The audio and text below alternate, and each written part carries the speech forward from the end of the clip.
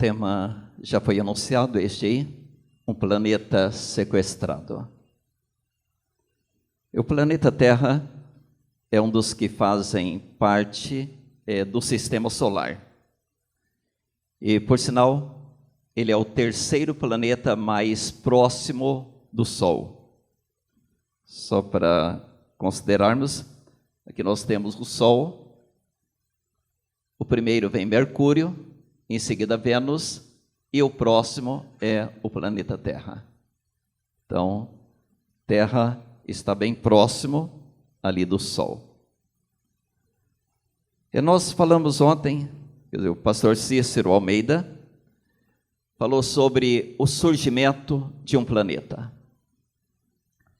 E ali nós percebemos o grande poder do nosso querido Deus, que é o Criador deste planeta. Na verdade, Deus não precisou de matéria pré-existente para criar o planeta. E a palavra de Deus diz que Deus falou e tudo se fez. Ele mandou e tudo apareceu. Agora, aprendemos também ontem que não apareceu assim num único segundo. Porque em um dia Deus criou uma parte, no segundo dia outra, e segundo o que aprendemos ontem, Deus precisou de 6 dias para criar. No final da criação, Deus descansou e abençoou o 7º dia. Agora, interessante que aprendemos também que o planeta Terra, quando foi criado, ele era muito belo. Não era um planeta feio. Havia perfeita harmonia neste planeta. E agora nós perguntamos, mas qual era o propósito da criação do planeta Terra? Veja o que diz esse texto. Está ali na tela. Livro Educação, página 174. Era o seu propósito, na criação, que a terra fosse habitada por seres cuja existência fosse uma bênção a si mesmos e entre si, e uma honra ao seu Criador. Perceberam então, Deus tinha um propósito especial ao criar este planeta. Os moradores do planeta deveriam ser uma bênção. O planeta deveria ser uma bênção. E Deus deveria ser glorificado aqui neste planeta. E, na verdade, Adão e Eva viveram felizes aqui. Eles ficavam contentes com a moradia, com o paraíso, com o jardim do Éden, com as obras que Deus tinha criado. E eles estavam bem. Ali não havia doenças, não havia sofrimento, não havia morte, nenhum aborrecimento. Era um lugar feliz.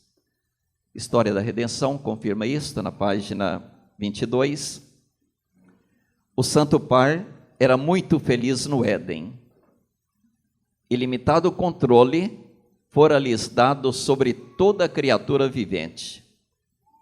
O leão e o cordeiro divertiam-se pacífica e inofensivamente ao seu redor, ou dormitavam a seus pés.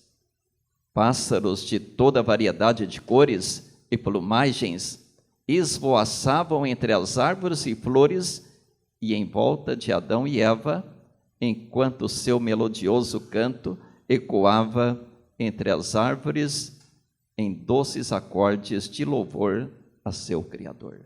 Que maravilha, né? Então, Adão e Eva desfrutavam deste ambiente agradável.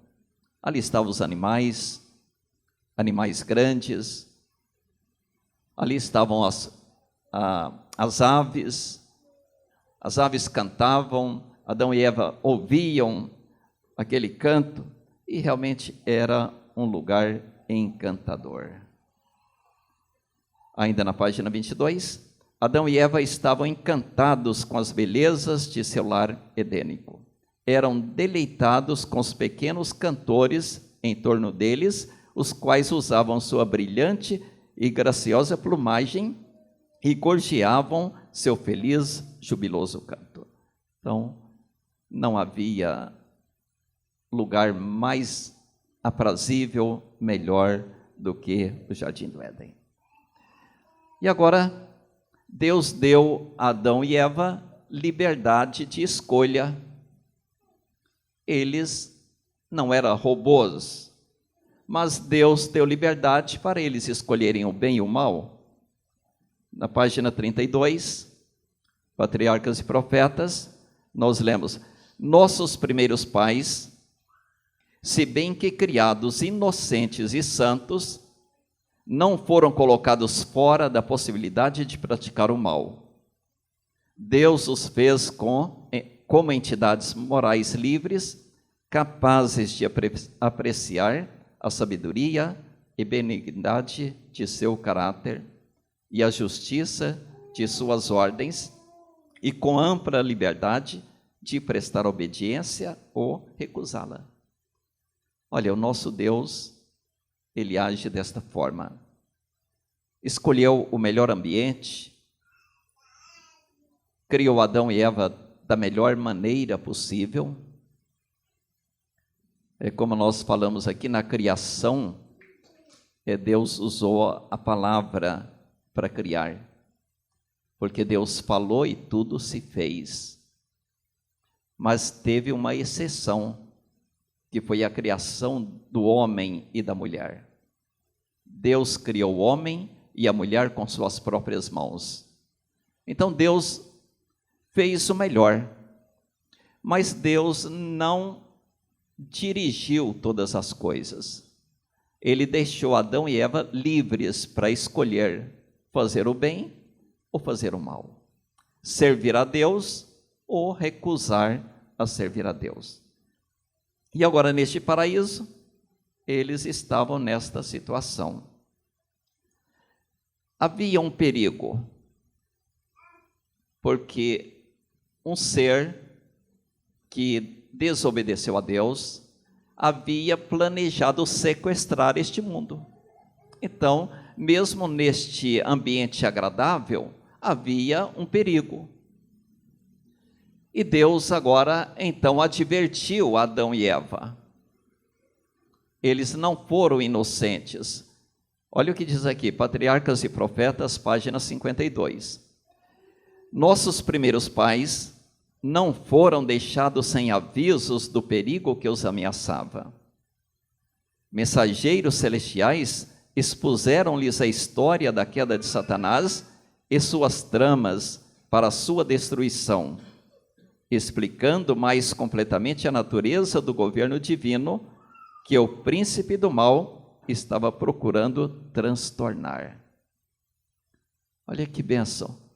Deus, em sua providência, agora envia os anjos, adverte Adão, adverte Eva, e Deus diz, em outras palavras, é claro, mas ele disse o seguinte: Adão e Eva, fiquem atentos, este lugar é muito bonito, aqui é muito belo, é seguro, mas existe um perigo. Estejam atentos, porque existe um ser que quer destruir vocês, quer roubar este ambiente. Página 53, continuando. Os anjos os advertiram a que estivessem de sobreaviso contra os ardis de Satanás, pois seus esforços para os enredar seriam incansáveis. Enquanto fossem obedientes a Deus, o maligno não lhes poderia fazer mal, pois, sendo necessário, todos os anjos do céu seriam enviados em seu auxílio. Se com firmeza repelissem suas primeiras insinuações, estariam tão livres de perigo como os mensageiros celestiais. Então, Deus deu esta garantia. Existe um perigo, mas fiquem tranquilos. Se necessário for, eu enviarei um anjo. Se necessário for, um outro anjo. E se necessário for, todos os anjos estarão aqui para proteger vocês. Então, fiquem tranquilos, mas vocês não podem desobedecer a Deus. Então, esta foi a recomendação dada para Eva e Adão. Os anjos haviam advertido Eva de que tivesse o cuidado de não se afastar do esposo, enquanto se ocupavam com seu trabalho diário no jardim. Junto dele, estaria em menor perigo de tentação do que se estivesse sozinha. Olha, os mínimos detalhes Deus advertiu. Até quanto a estar distante do marido, não fique longe. Aqui tem uma advertência também para os casais, né? Hoje. Porque o casal, quando está junto, ele está mais protegido. Quando um separa do outro, os dois ficam em situação vulnerável.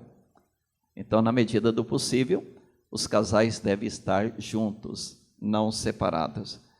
E agora, apesar de toda esta advertência, eles se descuidaram. E Satanás se preparou para o sequestro. Geralmente quem vai sequestrar, ele não faz assim, de um momento para outro. A pessoa se prepara. E Satanás analisou o ambiente, ele avaliou Adão, avaliou Eva, ele esperou o melhor momento, mas ele se planejou para isto. História da Redenção 28 diz assim: Satanás ficou sozinho para considerar seus planos, de modo que fosse absolutamente certa a queda de Adão e Eva. Temia que seus propósitos pudessem ser derrotados. Olha aí, então ele ficou sozinho, ele analisou, ele planejou, escolheu o melhor horário, e Satanás então decide sequestrar o mundo. Agora Satanás teve uma outra consulta. Olha como foi tudo bem elaborado. Satanás manteve uma consulta com seus anjos ímpios. Eles não estavam todos prontamente unidos para se engajar neste perigoso e terrível trabalho. Declarou que não confiava em ninguém para cumprir esta obra, pois pensava que apenas ele era suficientemente sábio para levar avante um empreendimento tão importante. Então, ele não confiou que um outro anjo mau pudesse levar este trabalho avante. Ele reconheceu que isso era muito importante, ele tinha que sequestrar o mundo, ele precisava roubar aquele lugar, o Jardim do Éden, todo o planeta Terra, e agora, na sua obra, então ele planejou o melhor. Seus seguidores foram procurá-lo, e ele, erguendo-se e assumindo um ar de desafio, informou-os de seus planos para arrebatar de Deus o nobre Adão e sua companheira Eva. Então, agora todo o plano foi estabelecido. Como aconteceu? Olha como foi o sequestro. Está no História, Patriarcas e Profetas, página 53. A fim de realizar a sua obra, sem que fosse percebido, Satanás preferiu fazer uso da serpente como intermediário. Disfarce este bem adaptado ao seu propósito de enganar. A serpente era então uma das mais prudentes e belas das criaturas da terra. Tinha asas e, enquanto voava pelos ares, apresentava uma aparência de brilho deslumbrante, tendo a cor e o brilho de ouro polido. Pousando nos ramos profundamente carregados da árvore proibida e saboreando o delicioso fruto, era seu objetivo chamar a atenção e deleitar os olhos de quem a visse. Assim, no Jardim da Paz, emboscava-se o destruidor a observar a sua presa. Olha, então, a serpente voava, a serpente era bonita, e Satanás resolveu fazer uso da serpente. Então, ele conduz a serpente lá para a árvore da ciência do bem e do mal, E de repente, aquela serpente começa ali a comer daqueles frutos. E aí Satanás, ele usa a serpente e começa a dialogar-se com a mulher. Veja que alguns passos errados foram dados. Eva distanciou do marido, apesar de ter sido advertida que não deveria se distanciar. E agora Eva chega ali na árvore e a serpente começa a dialogar com Eva. E nesse diálogo, então, a serpente obteve o sucesso. Vamos ler o texto bíblico. Gênesis 3, de 1 a 6, está aí na tela também. Ora, a serpente era mais astuta do que todas as armarias do campo que o Senhor Deus tinha feito. E esta disse à mulher: é assim que Deus disse: não comereis de toda a árvore do jardim? E disse a mulher à serpente: do fruto das árvores do jardim comeremos, mas do fruto da árvore que está no meio do jardim, disse Deus: não comereis dele, nem nele tocareis, para que não morrais. Então a serpente disse à mulher: certamente não morrereis. Porque Deus sabe que no dia em que dele comerdes, se abrirão os vossos olhos, e sereis como Deus, sabendo o bem e o mal. E vendo a mulher que aquela árvore era boa para se comer, e agradável aos olhos, e árvore desejável para dar entendimento, tomou do seu fruto e comeu, e deu também a seu marido, e ele comeu com ela. Então, nesse diálogo, Satanás, de forma muito astuta, pega as próprias palavras de Deus e agora acrescenta alguma coisa. Deus disse: no dia em que dele comeres, certamente morrereis. Aí diz: não, certamente não morrereis. Então, a mesma frase, com apenas uma palavra acrescentada, que muda toda a frase. E a mulher então olha para aquela serpente, fica deslumbrada com aquela beleza da serpente, admirada também com as palavras da serpente, e agora então ela resolveu ali pegar do fruto e comer. Aí diz o texto que ela pegou, ela comeu, e depois levou também do fruto para o seu marido. Na verdade, isso teve um processo. Eva não teve aquela disposição de pegar o fruto e comer. Mas naquele diálogo, enquanto Eva está conversando, a própria serpente vai lá, pega o fruto e coloca nas mãos de Eva. E a partir deste momento que ela recebe o fruto, e ela não sentiu nenhuma reação má, e a própria serpente diz: olha, mas você não podia nem tocar, porque se tocasse ia morrer, mas já tocou e não morreu. Isso levou ela a ter a coragem de comer. E a partir de aí, então, ela mesma pega do fruto agora e leva para o marido. Vamos ler Patriarcas e Profetas 55. Eva creu realmente nas palavras de Satanás, mas a sua crença não a salvou da pena do pecado. Descreu das palavras de Deus, e isto foi o que a levou à queda. No juízo, os homens não serão condenados porque conscienciosamente creram na mentira, mas porque não acreditaram na verdade, porque negligenciaram a oportunidade de aprender o que é a verdade. Apesar do sofisma de Satanás indicando o contrário, é sempre desastroso desobedecer a Deus. Devemos aplicar o coração a conhecer o que é a verdade. Então, o fato de crer na serpente não foi a causa da queda de Adão e Eva. O fato foi descrer daquilo que Deus havia dito. Olha aqui o texto, confirmando o que já falamos. A serpente apanhou o fruto da árvore proibida e colocou nas mãos de Eva, que estava meio relutante. Fê-la então lembrar de suas próprias palavras, de que Deus lhes proibira tocar nele, para que não morressem. Não receberiam maior mal comendo o fruto, declarou ele, do que nele tocando. Não percebendo maus resultados do que fizera, Eva ficou mais ousada. Quando viu que aquela árvore era boa para se comer e agradável aos olhos, e árvore desejável para dar entendimento, tomou do seu fruto e comeu.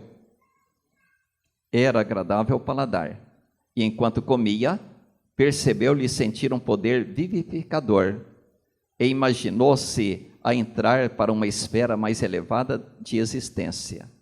Sem receio, apanhou e comeu. E agora, havendo ela transgredido, tornou-se agente de Satanás para efetuar a ruína de seu esposo. Em um estado de exaltação estranha e fora do natural, com as mãos cheias do fruto proibido, procurou a presença dele e relatou tudo o que ocorrera. Olha, então, esse foi o processo. Então, Eva agora já sai da árvore e vai ao encontro do marido. Ali relata tudo o que aconteceu. E agora, Adão também comeu ali do fruto proibido. Então, desta forma, Satanás teve êxito neste sequestro. O planeta Terra foi sequestrado. E agora nós perguntamos, e qual foi o resultado? Primeiramente, ficaram dominados pelo sentimento de culpa. Então, a partir do momento que comeram, veio o sentimento de culpa. A tristeza sobreveio ao rosto de Adão. O ar, que era ameno e uniforme, tornou-se hostil. A paz e felicidade desapareceram. Tiveram de conviver com a dor, com a separação, com o sofrimento e com a morte. Então, estes foram resultados daquela desobediência a Deus.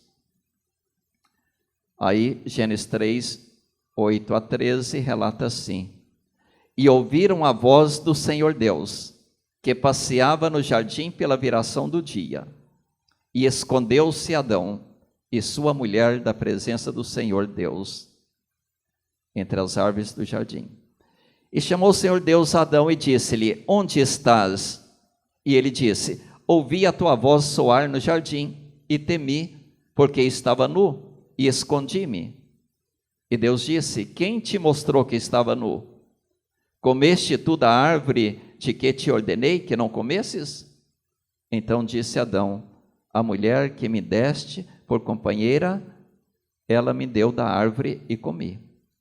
E disse o Senhor Deus à mulher: Por que fizeste isto? E disse a mulher: A serpente me enganou e eu comi. Então percebe que Adão e Eva perderam a alegria de estar na presença do Senhor. Deus visitava o jardim do Éden diariamente. E havia um lugar certo onde Deus se encontrava com eles. Mas esse texto diz que Deus chegou no lugar onde ele sempre encontrava Adão e Eva, e eles ali não estavam. E agora Deus pergunta: Adão e Eva, onde vocês estão? E eu pergunto aos irmãos: e Deus não sabia? Claro que sabia, né? Deus sabia. Mas Deus estava dando a oportunidade para Adão reconhecer o seu erro. E Adão, em vez de reconhecer o erro, ele jogou a culpa na mulher. E agora Deus pergunta à mulher: mas por que você fez isto? Era a oportunidade para ela também reconhecer o erro. Mas a mulher joga a culpa para a serpente. Indiretamente, estava jogando a culpa para Deus. Por que o senhor fez a serpente? Se não tivesse feito a serpente, eu não teria pecado. Será que isso acontece hoje também? Por que aconteceu isto? Por que Deus permitiu isto? Aí tentamos jogar a culpa para Deus. E desta forma, eles agora tiveram que enfrentar as consequências do pecado. Foram expulsos do jardim do Éden. É tão ruim quando a gente muda de uma casa boa para uma casa ruim. Você já imaginou a pessoa sair de uma mansão e ir para uma favela? É muito ruim, né? Foi mais ou menos isso que aconteceu com Adão e Eva. Eles tiveram que deixar o paraíso. E olha o que aconteceu aqui, ó. O Senhor Deus, pois, o lançou fora do jardim do Éden para lavrar a terra de que fora tomado. E havendo lançado fora o homem, pôs querubins ao oriente do jardim do Éden e uma espada inflamada que andava ao redor para guardar o caminho da árvore da vida. Então foram expulsos do jardim do Éden. Eles até conseguiam avistar a árvore da vida longe, mas em volta da árvore da vida tinha uma espada que ficava rondando por ali, ó. Uma espada inflamada. Não tinha como chegar à árvore da vida. Então foram impedidos. Perderam aquilo que eles tinham. Ainda lemos assim: e Adão disse: porquanto deste ouvido à voz de tua mulher, e comeste da árvore de que te ordenei, dizendo: não comerás dela, maldita é a terra por causa de ti. Com dor comerás dela todos os dias da tua vida. Espinhos e cardos também te produzirá, e comerás a erva do campo. No suor do teu rosto comerás o teu pão, até que tornes a terra, porquanto és pó, e em pó te tornarás. Então Adão e Eva agora tinham que trabalhar, e trabalhar duro, lavrar a terra. Eu acredito que aqui não temos muitos lavradores de terra, né? Mas hoje também lavrar a terra é mais fácil. Hoje existem maquinários, mas naquela época não tinha.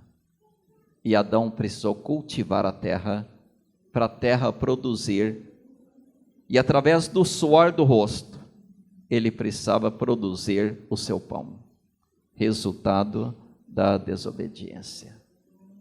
E agora perguntamos, e a situação da terra hoje, como consequência desta desobediência? Já perceberam como está a terra? Olha ali aquela gravura ali, ó. A terra rachada, aqui não dá para ver bem, mas aqui está bem rachada por terremotos. Então, a terra, lá em Isaías 24, 4-6 diz: a terra pranteia e se murcha. O mundo enfraquece e se murcha. Enfraquecem os mais altos do povo da terra. Na verdade, a terra está contaminada por causa dos seus moradores, porquanto transgridem as leis, mudam os estatutos e quebram a aliança eterna. Por isso a maldição consome a terra, e os que habitam nela serão desolados.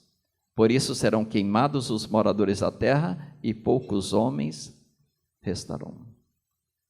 Então, poucos restarão. Esta é a situação da terra.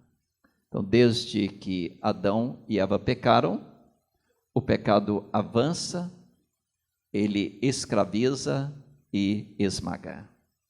Aí nós presenciamos furtos, roubos, praticados à luz do sol. Eu me recordo, antigamente, os ladrões roubavam à noite. As pessoas, quando andavam durante o dia, andavam tranquilamente. Roubo era à noite. Mas hoje em dia, rouba a qualquer hora. Antigamente, se você deixasse o carro num lugar isolado, o carro ficasse sozinho lá, corria o risco do ladrão vir roubar. Mas hoje, eles preferem roubar quando a pessoa está dentro do carro. Porque eles apresentam a arma, ali pega já a chave do carro, fica mais fácil e eles levam o carro. É a situação do mundo hoje. A corrupção atingiu as camadas mais altas da sociedade. As imoralidades campeiam livres, tanto nos palácios como também nas choupanas. As redes sociais revelam a triste situação da sociedade. E triste dizer que as redes sociais às vezes revelam até os pecados daqueles que estão com os nomes escritos no livro da igreja. Os presídios estão superlotados, doenças e pestes aumentam com o passar dos dias, os hospitais não conseguem atender todos os enfermos, os orfanatos estão cheios e milhares de crianças se acham nas ruas, a terra está cheia de violência e as mãos humanas manchadas de sangue. Drogas entorpecentes são usadas à vontade. Por falar em drogas, não muito tempo atrás, se falava em drogas lá no mundo. Mas, infelizmente, alguns filhos de pessoas da igreja, por um motivo ou outro, são envolvidos com drogas. E quando os pais descobrem, o filho já está usando droga. Então, ninguém está livre desse problema hoje. E os pais precisam estar muito atentos, e principalmente com o ambiente escolar. Cresce assustadoramente o número de viciados. E milhares de pessoas desiludidas se suicidam diariamente. Então, situação triste do mundo. Então, esta é a situação do planeta que foi sequestrado há 6.000 anos atrás. Agora, não desespere. Amanhã falaremos sobre o resgate do planeta sequestrado. Que Deus nos dê a sua graça e nos traga de volta a este lugar para aprendermos um pouco sobre esse resgate. Amém.